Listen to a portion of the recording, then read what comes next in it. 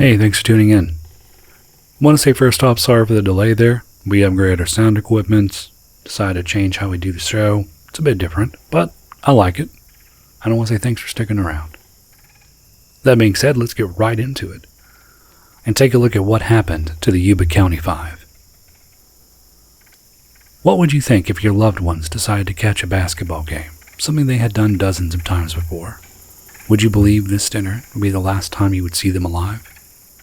That what would happen to them would become one of the most disturbing mysteries in American history? Those questions never crossed the minds of the families of Jack Madruga, Ted Ware, Jack Hewitt, Bill Sterling, and Gary Mathias. They gave their love and wished their boys a safe trip before losing them forever to the night. While collectively, the five are called the boys, they were grown men, with Hewitt being the youngest at 24. They all had developmental disorders or learning disabilities. This complicated living on their own, so they all lived with their parents. Mathias was different from the others. He was schizophrenic. They all knew each other from a program for the disabled that they were a part of. They formed their own basketball team through that center, the Gateway Gators. The boys loved basketball, and it wasn't uncommon for them to catch a game in Chico, California, which wasn't far from their hometown in Marysville, near Yuba City. So nothing was out of the ordinary on February 24th, 1978. The boys were in good spirits as they set off from Madruga's Mercury Montego. By all accounts, Madruga loved that car like it was his child, and since he was the only one with a license, none of the others ever drove it. The boys went to the game, and a heavy snow started to fall outside while they cheered on their favorite team. That winter had been a hard one, and when the game let out at 10 p.m., it was really coming down. The group pulled up to a gas station for snacks, and this is where the events of that night stopped making sense. Instead of driving the 50 miles south back to Marysville, a route they would have taken numerous times, they drove 70 miles east. The Montego that Madruga loved so much was found abandoned on a mountain road 4 days later on the 28th. The road was full of twists and turns that ran through heavily wooded areas. To even get there, they have had to cut through Oroville, the next city, and cross a bridge over Oroville Lake. There was no known reason for them to have taken this route. The five were expected home, and Mathias hadn't taken his medication, though there are conflicting reports on this. When the boys didn't arrive home in time, their families contacted the police. Law enforcement sent out a bulletin with a description of the five, and that's when Joe Shores came forward with his odd story. Joe Shores enjoyed the great outdoors. That night, on the 24th, he was checking the route he planned to take when he brought his family on a camping trip. His car got stuck in the snow on a tight turn, and as he gave it a push, Joe's night got a lot worse. The strain from trying to push his car out brought on a mild heart attack. Joe was forced to climb into his back seat to hold out against the storm. While he lay there, he saw headlights come up the road. He got out and tried to wave down what seemed to be a pickup truck, but they kept on. Joe followed after them, shouting for help, and eventually came upon what he claimed was a group of 4 men and a woman with a baby. They were illuminated in the headlights of another car, but when he called out to them, the lights died, and no one came to his aid.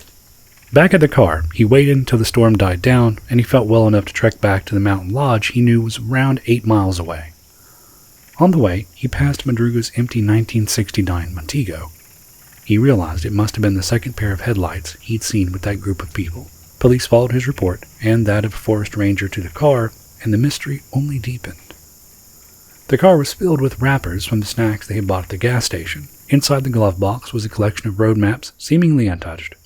Reports conflict on whether the police had to add gas to get the car to start, or if there was still fuel in the tank, but either way, the car had to be towed.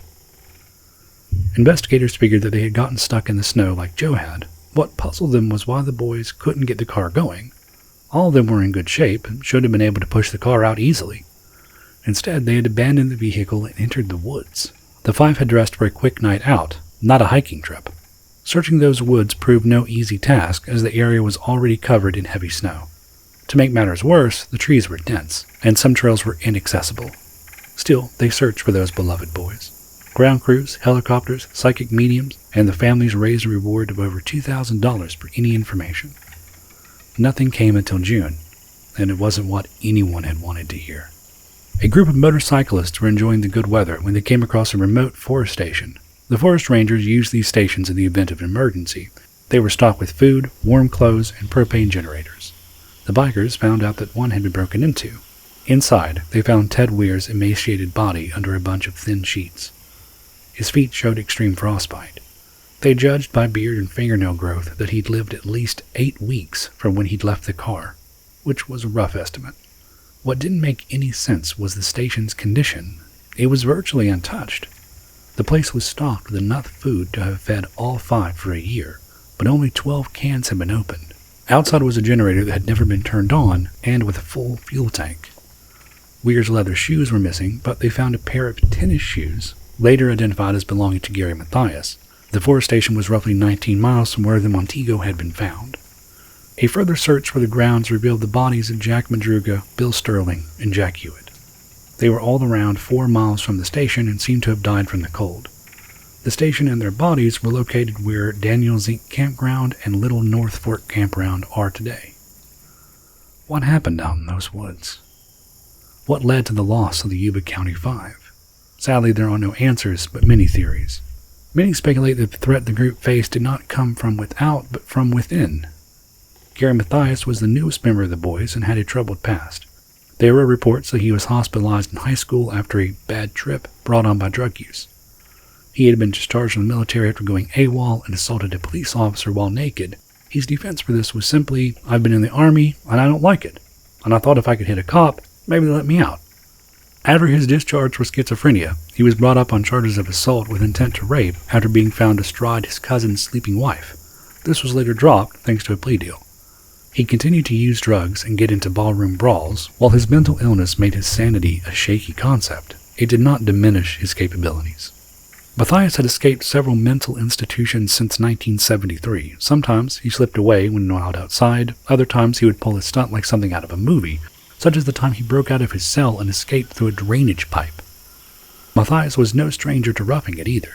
After he tried and failed at community college, he moved away from Yuba City with relatives to Portland, Oregon. His parents pleaded with him to return, and after weeks, he showed up on their doorstep in a mess. He'd walked over 500 miles to get back to them. He claimed he'd stolen milk off porches and pilfered dog food to sustain himself. While he had managed to maintain a job with the help of his stepfather and regular dosing of his medication, there was always the risk he could go haywire again. Could that be what happened that night? Could he have snapped and convinced the others that they were being followed, and that's why they ended up on a mountain road so far from home? Maybe he bolted once the car got stuck and the others followed him to their frozen end. Another leading story ties in with Joe Shore's account. Another leading theory ties in with Joe Shore's account. For some sportsmen, emotions run a little too hot, and the impaired are often easy targets. Could the boys have angered a rival team fan and had some sort of altercation that spilled out on the drive back? Some also think that the woman with a baby has much more significance. Could she have been running from someone, and the boys picked her up on their trip to the gas station, only to put themselves in the crosshairs of her pursuers? Then again, the whole sighting could have been a hallucination brought on by Joe's heart attack. Cardiac issues can cause a state of delirium, which can lead to dreamlike images and a mix-up with the perception of reality. One interesting theory explains why they left the Montego and the state they would have been in as they stumbled into the woods. Carbon monoxide poisoning can occur in a car if the exhaust becomes obstructed. The five could have gotten the car stuck in a way that the tailpipe was partially blocked, or some unknown fault could have occurred in the exhaust system. This would have caused the carbon monoxide to build up in the cab as they ran the engine to stay warm. CO poisoning can cause dizziness and confusion, along with a host of other issues. This would have left the boys disoriented, and in such a state, they could have made the fatal choice to leave the car and seek help. Carbon monoxide poisoning from running a vehicle in the cold is shockingly more common than one might think, and even today has led to several unfortunate deaths. While CO poisoning seems to be the most likely cause, none of the theories explain why the Yuba County Five decided to take that route. However, there may be an explanation for what happened to Ted Weir in that station. For whatever reason, Weir and Mathias made to that forest station. It is unclear if the others also made it and later left or never made it at all. Weir's feet showed advanced frostbite, and it would be safe to say he was not in a good state. Stressed, in pain, and possibly brain damaged, it would have been all too easy to slip into Mathias's madness. Fiora du, a madness shared by two, is an obscure mental condition where the delusions and paranoid beliefs of one person become shared with another. A rather famous modern case of this would be that of Sabrina and Ursula Eriksson. two sisters who, after meeting each other one day, went on to kill a random person and throw themselves into traffic over and over. Their bizarre story became the subject of a documentary, Madness in the Fast Lane. In the days they were in the station, Matthias became unhinged and suffered a break from reality. Be it that they were being pursued or something else altogether, his paranoia spread to Weir. This madness locked them both in the station and drove the strange decisions that kept the two from warmth and food. When Weir's body finally gave out and Matthias was left alone, he covered his friend as best he could, then he traded shoes of the dead man and made his long walk into the unknown. To this day, no trace of Gary Matthias has ever been found. Here we take a look at one woman's strange encounter with a Sheepslayer.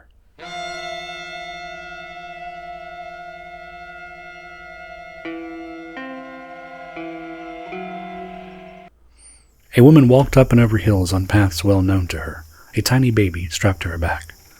Frustration and worry hardened her features. Her llamas were missing, and horror overtook her as she returned to her sheeplock. In the pen, surrounded by the bodies of her animals, was what looked like a small man. It turned to face her with a bag of organs in one hand and a strange tool in the other. As the two stared each other down, the tool continued to drain the blood from her precious sheep. She had come face to face with the Potosi Sheepslayer. When you think of a place removed from the world, the proverbial land that time forgot, you might picture a place similar to Potosi, Bolivia, in 1968. That was the year that Valentina came face to face with the otherworldly butcher. Valentina had spent that morning much like any other. Her husband had gone to work in another area, and she was forced to tend to their only livelihood, sheep. She spent the day herding them between grazing areas. Valentina noticed that her llamas were missing when she moved to a field with a stone stable. Shepherds often keep llamas in their flock to protect their other animals. She had her baby tied to her back in a traditional cloth bundle and took the child along to track down the missing livestock. Hours later, she returned empty-handed to the pen. The young mother couldn't have imagined the scene she'd be walking into. The stable was covered in a silvery tent made of a see-through-like mesh. Littered inside it were the torn-apart bodies of her sheep, and in the center of the carnage was a small, odd shape. A tiny man. Valentina drew closer, and later described in an interview that the man wore a strange one-piece suit and had a metal backpack with red straps that crisscrossed his chest. At its side were a grisly bag of organs. Valentina noticed that even though all the sheep were slaughtered, there wasn't a single drop of blood. Now, the creature's description varies significantly from various sources that reported on the encounter. Some reports say that it wore a smoky helmet to keep its features hidden. Others claim it had a propeller-like hat and blue eyes and a blonde mustache. What doesn't differ in accounts is what Valentina did upon seeing it. She flew into a rage. The Sheepslayer was startled by the woman and quickly moved to a silvery machine that drew the netting back inside it. As soon as the net was down, Valentina advanced. She later explained she was not afraid right then. She only wanted to hit it as hard as possible. And she did. Valentina took a walking stick, which she carried to keep the animals in line, and hit the mutilator square in the face. It staggered back and cried out in a language she couldn't understand. Some reports say that at the shout, another tiny man on the other side of the netting took off in a chair that pulled him into the sky. The second Sheepslayer seemed to abandon his comrade as the enraged Valentina continued her attack. Alone, the Sheepslayer defended himself from the angry woman. Attached to its suit by some sort of tubing was a hook that it threw at Valentina. It cut into her chest, but in her fury she barely felt the wound. She lunged at the butcher with another blow and snapped his arm. Broken and in pain, the Sheepslayer retreated to the hills with its strange technology before it too disappeared into the sky. Upon inspection, the sheep showed classic signs of livestock mutilation, missing eyes as well as sexual organs, and they were completely drained of blood. In cases like this, a look at the time period is essential. While alien films and movies were growing in popularity, as were reports of alien encounters, the idea of extraterrestrial visitation was not as widespread at the time as it is today. It is doubtful that Valentina would have known about these reports or had access to much alien-themed media in rural 1960s Bolivia. Valentina was also illiterate, as was her husband and many of the people with whom she socialized. Therefore, it is unlikely that outside reports of aliens influenced her story. In fact, when she was interviewed decades later, she expressed no knowledge of aliens and wasn't keen on the concept. After Ballantine came forward with her account, others admitted they had seen similar creatures around their animals. They claimed the pint-sized trespassers would leave a carcass in their wake, also empty of blood. Some have drawn connections between the Sheepslayer and other alien encounters. A type of extraterrestrial often seen in abduction events is called a Nordic. They are said to have very human features also shared with the Sheepslayer: blonde hair, blue eyes, and pale skin, though Nordic aliens are described as being much taller. The Sheepslayer may be one of the first reports of livestock mutilation where someone witnessed the act. It is also in the running for the strangest alien encounter I've ever heard. The image of a very pissed-off woman smacking a spaceman with a club is one I can't get out of my head.